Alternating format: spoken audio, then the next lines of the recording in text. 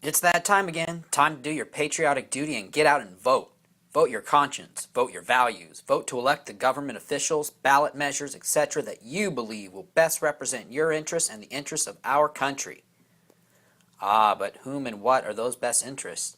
How do we decide whom and what to vote for? That is the question. Or is it? Shouldn't we first ask, what does it mean to vote? What is the nature of voting? What are we actually doing when we vote?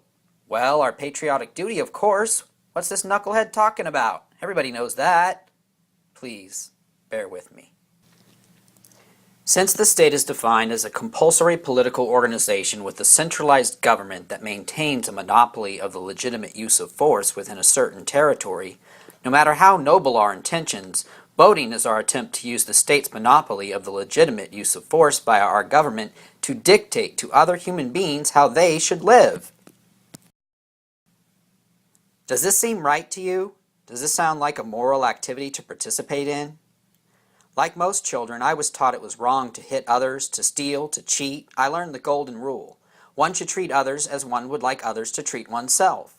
I learned that using force to get your way was wrong, that one should obey the golden rule and use reason and evidence to convince others, that if you could not convince them, it did not give you the right to force them, and that force was only legitimate as a means of self-defense. The definition of the state indicates that its monopoly on the use of force is legitimate.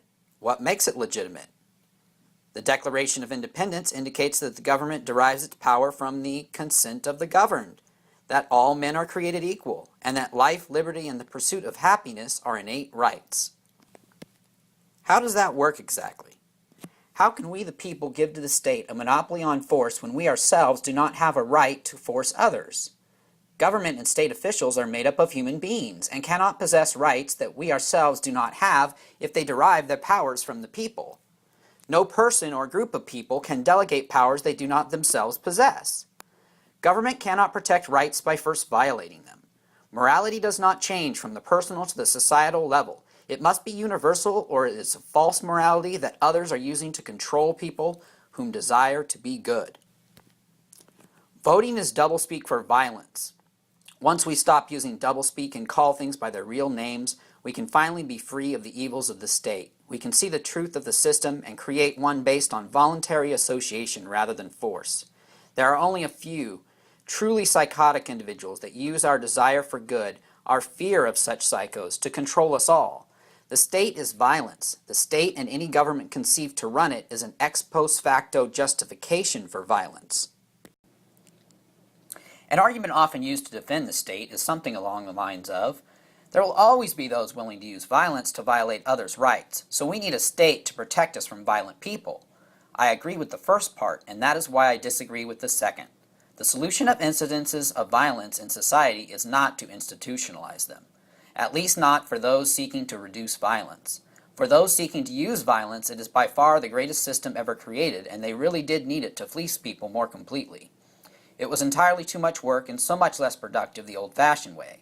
Once plunder is legalized and redefined as the moral good, it's so much easier for people so inclined to use force to get their way if they can get everybody fighting to do the same.